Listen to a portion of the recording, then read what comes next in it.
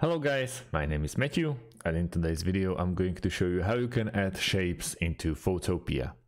It's very easy. First things first, as you can see, we have to be at photopea.com and we created our own new project with a blank or transparent background, and all we have to do is focus on the left side.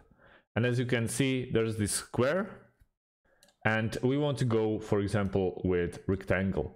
It's very easy.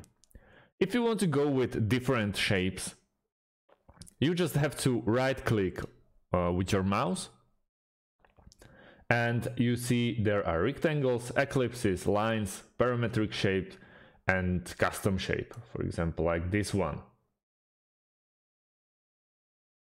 And you have a triangle.